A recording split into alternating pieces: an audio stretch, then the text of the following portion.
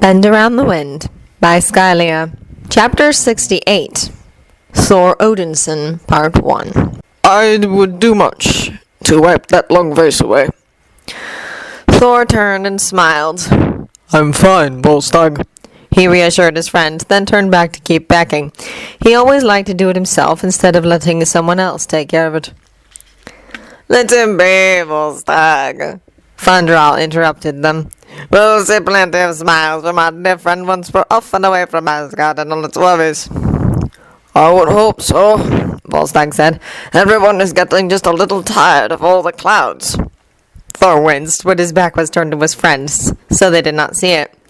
He would chase away the storm if he could, but whenever he did so, they were back in a matter of hours, once Thor was not paying attention to it. Leaving Mjolnir in his room all the time did not help either. They can take a little wind and rain once every century, Fandral said. A little rain, yes, Volstagg said. I wouldn't call this little.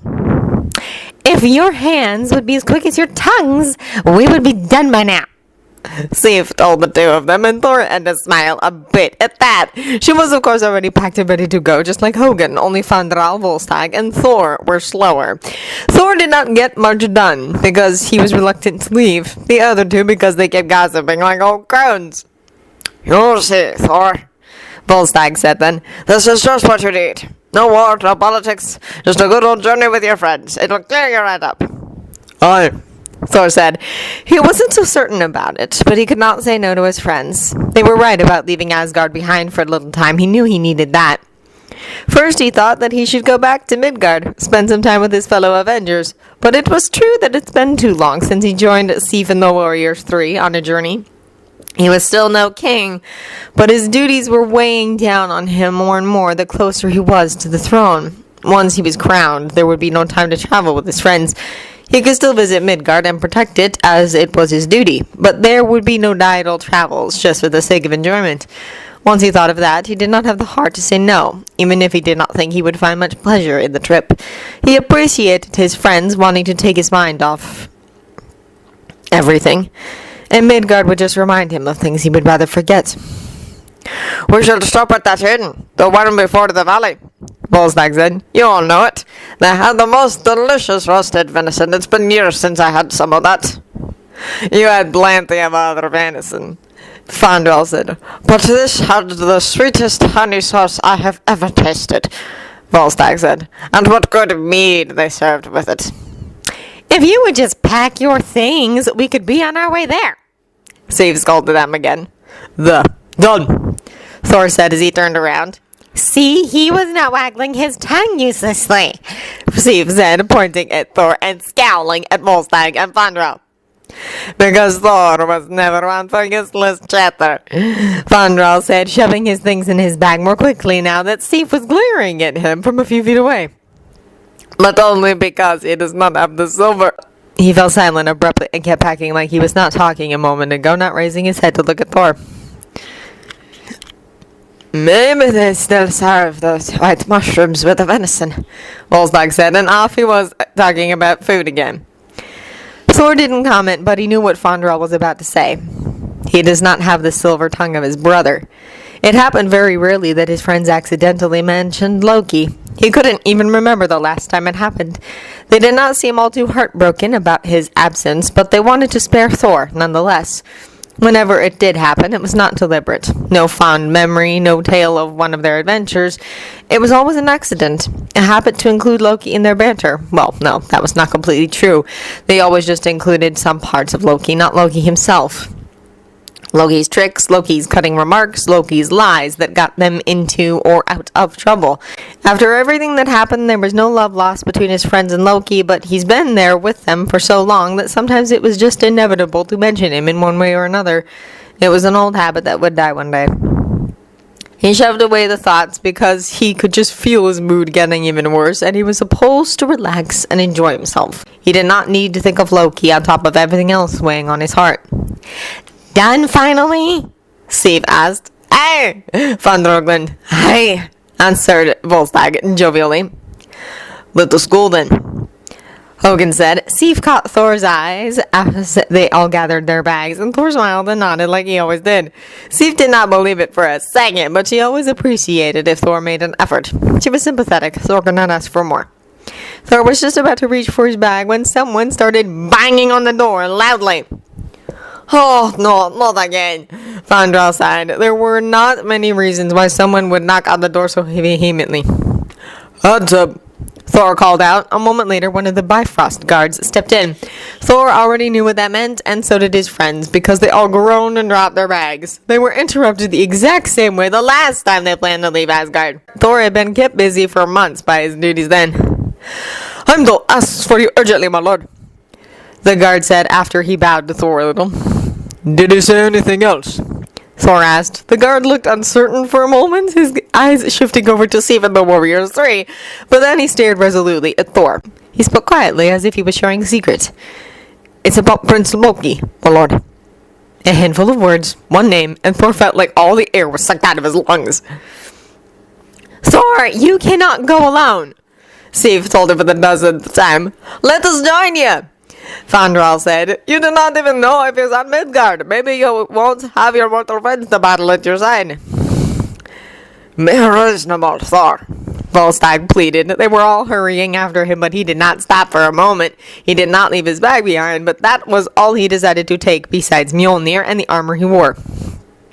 It is my duty, Thor said. My responsibility. He is not your responsibility, Sif argued. And even if he were, that does not mean we cannot help you. No, enough. Thor stopped abruptly to turn and look at them. I have made my decision, and I will go alone. Sif opened her mouth to argue, but Thor spoke before she could. And I would be much assured if you were to stay here and defend Asgard in my absence. That is only so many times you could say that. Fandral smiled flattery, that's what it is. I am grateful that you wish to stay by my side. Truly I am. But you cannot always aid me. It seemed like Volstagg, Fandral, and Hogan were willing to accept his reasons, but Sif's expression was still angry. You cannot do this again, she argued. And I know you are stronger than him, but it is foolish to underestimate him. Believe me, I will do no such thing, Thor said. He made that mistake too many times already. He would not make it again. You should just let your father send other warriors to retrieve him and lock him up instead of hurting yourself like this, Sif said. It was Thor's turn to scowl. His grip on Mjolnir tightened. It is you who are underestimating him now, he said. And Loki's no common criminal. I have to be the one to go. You shouldn't have to be, Sif said. It is you who keeps running off at the first mention of his name. This has to stop, Thor. Thor just shook his head and turned to continue his journey, but of course Sif would not give in so easily. She grabbed his arm. You do not owe him anything. He is not worth all your heartache. Let your father deal with him. No. Thor turned to back around again. He did not leave from here out of his own free will last time, or did you already forget about that? She fell silent then. He may not be the brother I used to have, but the least I could do is face him. He may be my enemy, he may wish for my death, and to engage me in battle again, and if it is so, I will fight him. Then I will bring him back here, but he will not be ignored, not by me. Who knows what he would do then? It looked like even Sif realized that there was no point of arguing, but she still looked like she was anything but pleased with Thor's decision. If I am in dire need of help, I will call for Heimdall and ask him to send you, he promised. He waited until all of them nodded before he turned around to continue his journey to the Bifrost. They did not follow him this time. He caught some quiet words about his stubbornness while he was still close enough to hear them, but he paid them no mind. His friends had the best intentions with their offer and concerns, but they also knew him well enough to let him go. He was in a hurry, so he did not even think about settling a horse. He just wanted to be out of the palace to be able to take off with Mjolnir. Thor! He stopped right away and turned to see his mother, hurrying after him. She held 2 handfuls of her golden green dress to be able to walk swiftly without tripping. It was rare that his mother paid no mind to composure, but even like this she was as regal as ever. Thor could not imagine anything being able to negate her royal dignity. But whenever she did something that made her handmaidens gasp in shock, it was because of Thor or Loki. There was never anything else that could make her not care about such things. The look on her face told Thor that she already knew where he was going. Mother, he started. I know. she said as she stopped in front of him. What does father think? He asked. His mother was always the best to ask when it came to Odin's mind. She could decipher him better than anyone in the 9 realms. He knows better than to try and stop you, she answered. He never talked about Loki with his father. They talked about Asgard, they talked about their enemies, battles, and politics, planned when it would be best to have Thor's coronation, but never about Loki. Some days he thought his father felt guilt and regret, just like Thor did, but other days he thought he was just angry. Angry at whom, Thor did not know. Loki had not been stripped of his name and title. His father did not disown him, but he also did not hide his anger and deep disappointment at Loki's action. He was never silent about the shame he had brought on the House of Odin. Thor believed they all had things to be ashamed of, reasons to be angry at themselves, and not just at Loki. He never said that to his father's face, and lately he was just too angry at him to even care to try and figure out how he really felt. His mother was a different matter. She was unwavering in her affection. She was hurt, but her love was strong as ever. She was the one who visited Loki while he was still imprisoned in Asgard. She was the one who wore Loki's gold and green colors at every feast, much to the shock and outrage of some of the guests. She was the one Thor could look at and see that he was not alone in his grief. She refused to let Loki be forgotten. Others did not dare to say his name or just whispered about him like he was a dark secret. His mother still called him her son. Twice now they mourned, the two of them, not being sure if anyone else shared their sorrow with the way his father hid his every thought behind a stern mask. Twice now they had hope again, even if Thor was not sure about his own heart right now. He never wished Loki dead. Hearing he lived took a great weight off his heart. He felt relief, he did not deny that, but he knew better than to hope for more. He learned his lesson the first time he rushed to Midgard to bring him home. I know you think there is not much hope left, his mother said, knowing him all too well. We both know your brother is not who he used to be. He may fight you again, hurt you, force you to hurt him in return. Thor hated the pain on her face at those words more than anything. She understood that Thor had no other choice but to fight his brother, but it still broke her heart. It made Thor angry at everything. I know all this, but please try to reason with him first, she asked. She asked him this the first time, too, and Thor tried his best to fulfill his promise, even if Loki did not give him much chance to do so. Loki does not listen to words, Thor said. Not anymore. But if you and I give up too, then he is truly lost, she said. Her eyes were bright with unshed tears, and Thor was ready to do anything to chase that look away. She stepped even closer and took hold of his hand, a reassuring touch that never failed to make Thor feel stronger, braver. If we do not hope, no one will, she said. Promise me you will try. Thor nodded right away, unable to say no. You have my word, Thor said. His mother smiled gratefully, squeezing his hand one last time before letting go of him. Take care now, she said. I'll be waiting for both of you. Thor nodded again, then took his leave. Heimdall, he greeted as he stepped inside the observatory. The gatekeeper stood tall at the front, gazing out. He did not turn to look at Thor as usual. Where is he? Midgard, Heimdall replied simply. Thor sighed and closed his eyes for a moment. He turned Mjolnir over in his hands. What is he doing? He asked. He wanted to just leave instead of asking questions, but it was best if he knew what to expect. Waiting. Waiting? For you, I presume, Heimdall said. Has he harmed anyone yet? He's been hidden from my sight up until now, so I know not. Thor resisted the urge to sigh again. He had been in a hurry to leave, but now he was hesitating. The thought of fighting Loki again turned his stomach unpleasantly, but he gripped his hammer tightly and nodded to himself resolutely. Open the Bifrost, Heimdall, he said. The gatekeeper did not argue and stepped back to do so. The last time he traveled to Midgard to retrieve Loki, the Bifrost was still broken, a harsh reminder of what happened between them. Last time he was angry, but hopeful, still believing to find his brother despite everything. Last time he was still stricken with grief and had the fresh knowledge of Loki's true heritage burning in his mind. He was still angry. His anger had been a well-known companion in recent years. He knew even less what to expect than last time. Loki's been gone for years, not heard from since the day he vanished from his cell. If not for the video that was recorded in Stark's tower, Thor would have believed he simply escaped. Knowing he was taken was worse. The first time Thor had to watch him let go, falling into his presumed death out of his own will. The second time he was taken from them and nothing was left behind but a grainy footage and his spilt blood staining Stark's floor. Twice lost, fallen, taken, and twice found now, but Thor did not hope, despite his mother's words. He never hoped for more in the past years just for him to be alive. It would have been foolish to hope for more after the battle on Midgard. That wish was fulfilled, but whom will Thor face? What sort of man will wear his brother's face? When he heard Heimdall slip his sword in its place, he tensed slightly, but there was no room for doubt. Whatever awaited him, he would deal with it one way or another. The familiar pull of the Bifrost tore him away from Asgard, but not before he heard Heimdall's parting, "Good luck." He needed something else than luck. That was too fickle to rely on. When the brilliant light of the bridge vanished, Thor recognized Midgard, but not the exact place. First, he heard the sound of the ocean and smelled fresh seawater. He was looking at the ocean from where he stood on a cliff. Then he turned around and looked at the large house.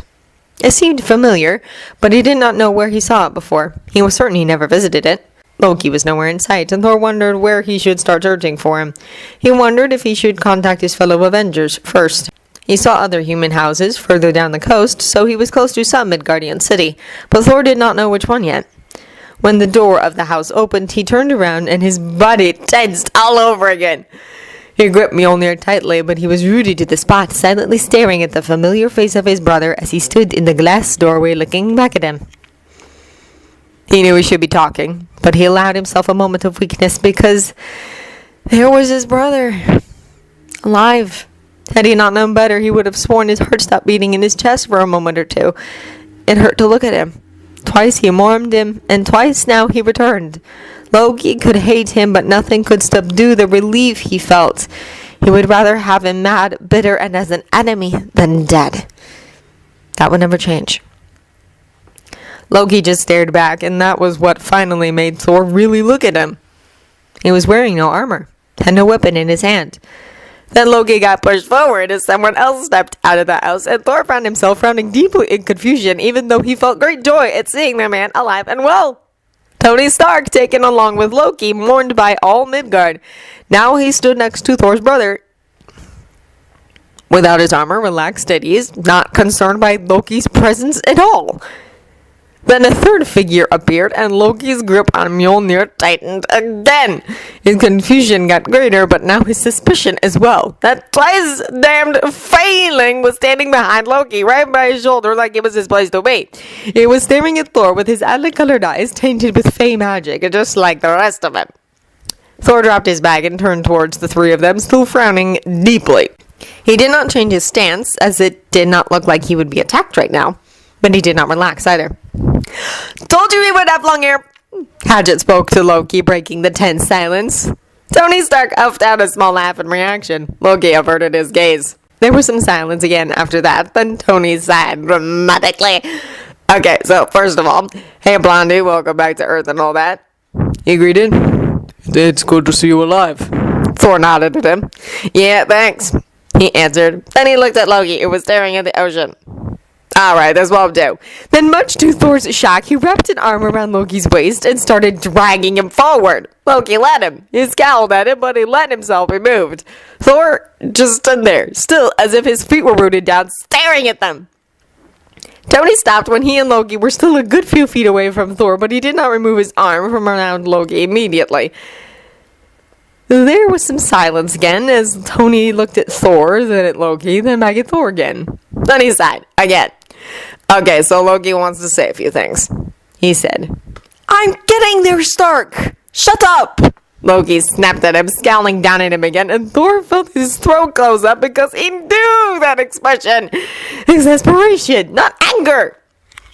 Stark removed his arm from around Loki and put up both his hands defensively, but not in a way that indicated that he was actually expecting an attack. He was smiling a little bit instead, widening his eyes in feigned innocence, which made Loki roll his eyes. Thor's breath was actually stuck in his throat. Was that fond? No, couldn't. That look, that annoyed look, the one directed at Tony, it was so achingly familiar, but "I'm confused," he said, finally not being able to keep the words in.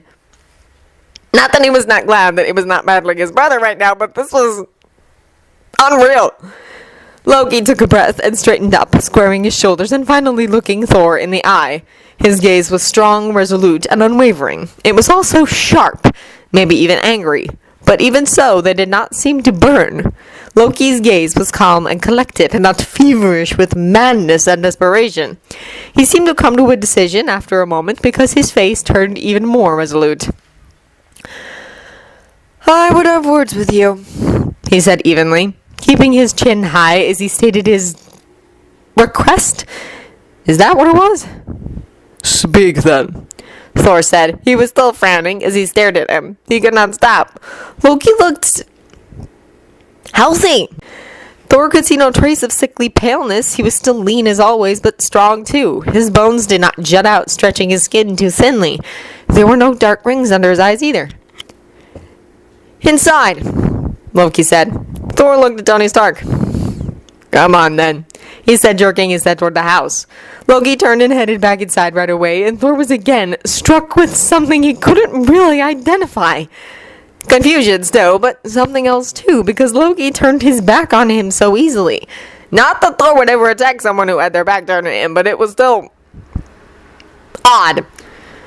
Earth to Thor, Tony said, waving a hand in front of his face. "You're coming?" Yes. He nodded and picked up his bag. Loki was already inside the house, but Hatchet still stood in the doorway staring. "Hello, Thor!" he greeted pleasantly when Thor got close enough. He was smiling in an unnerving manner. Well, Thor always found all of his smiles unnerving, so that was nothing new. "What are you doing here?" he asked him instead of a greeting. "Well, I am where I mean to be," the elf replied. He still stood in Thor's way. "Hatchet?" Tony questioned. "Relax," the elf replied, not taking his eyes off of Thor, sizing him up, but then turning away without another word, just smirking. It just made Thor frown some more, because if Hatchet was with Loki, that couldn't mean anything good. The blasted elf always made him uneasy, especially back when he was just a lad. The feeling was not much different now. Yet he was reluctant to raise his hammer when his brother was acting so peacefully, in a non-hostile manner at the very least. "Thor, look," Tony said before they went inside. "I know we never talked much. I know we do not know each other, but..." He ran his fingers through his hair. "I sort of promised, not just to myself, that I won't get into this. I will let Loki handle it however he wants to, but..." He looked at Thor now. "He got better," he said. Thor looked at him and opened his mouth to ask what he meant, but Tony continued. "I won't say anything else because it's not my place, but this one thing you gotta believe me, if nothing else. He's doing better now. So just don't..."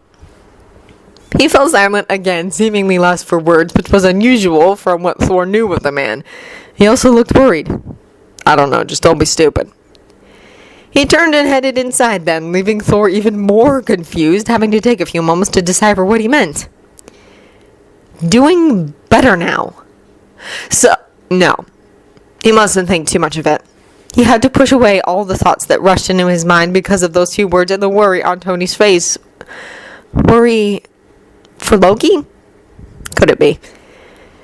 He could not afford to think of such things, not this time. He had to be cautious and figure this out. He couldn't be swayed by his own treacherous heart. He had to think clearly. So he hardened his heart as he stepped inside the house. He would listen, for he was no mindless brute who could only solve things with his hammer, but he had to keep in mind why he was here. He had to take Loki back to Asgard, so that he would be judged for the sins he committed. It was something Thor had to do. It was his duty, and he would not be distracted from it. He was also angry at his brother for many reasons. The past years may have dimmed his wrath, but it was not gone without trace. But even so, he gave his word to his mother, so he would listen, and he would talk in return. Maybe this time there was place for reason. Mjolnir felt heavy in his hand all of a sudden, and he wished for nothing more than to be able to put it down. But he dared not hope. Not yet.